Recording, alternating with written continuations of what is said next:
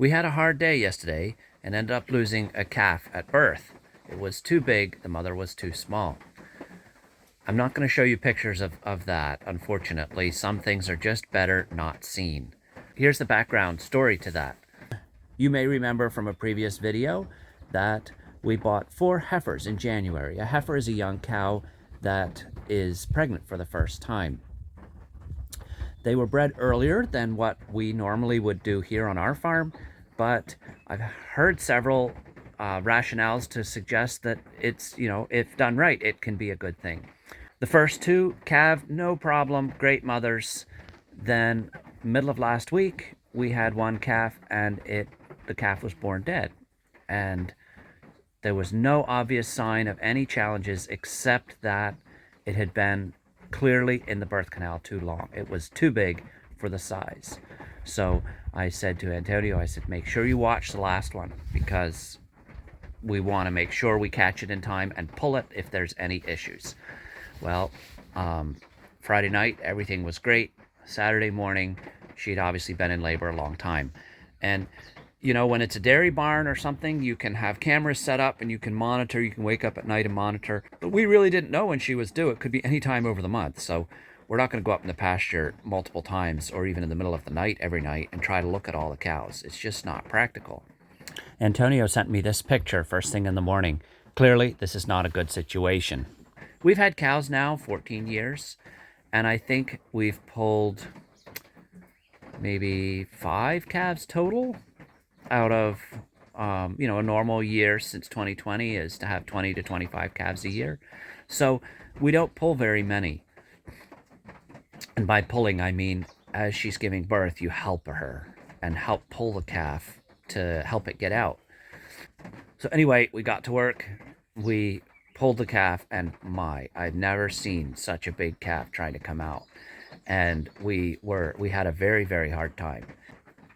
I ended up calling the vet, and then we did get it before the vet called me back.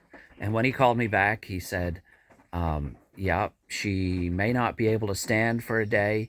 If she can't stand in 2 or 3 days, then it's a lost cause. She'll never walk again.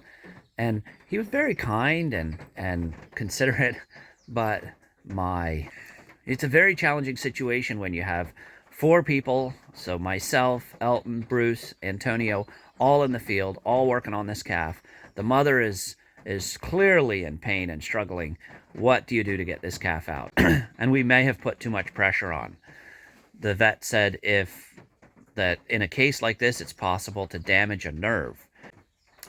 But that if she got up within a day, we were good.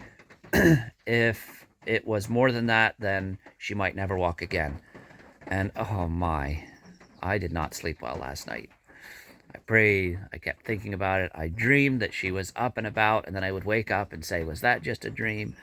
But this morning, I'm so thankful to see she's walking. I'm sorry about what happened. I was very worried about you. You gonna be okay? How's your foot? Let me look. I was asking her about her foot because yesterday when she did try to get up, the left back foot did not want to straighten.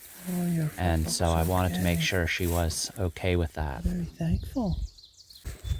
Can you walk? Oh, beautiful. Beautiful.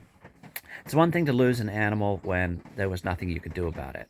You used all the precautions, but it's a whole nother thing to lose an animal when maybe you were too rough or you did something wrong.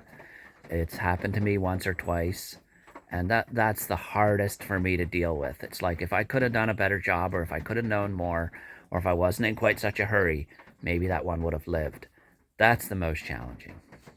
So while we were not able to save the calf, and that was pretty obvious right from the get-go, I'm just really thankful that we were there in time and that the mother looks like she's going to make a full recovery. And my bird of the day is a very large water bird called a common loon.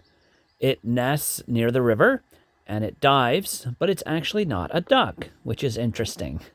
I learned early on in birding from a birder friend of mine that just because it's in the water and it dives or swims on the water does not make it a duck.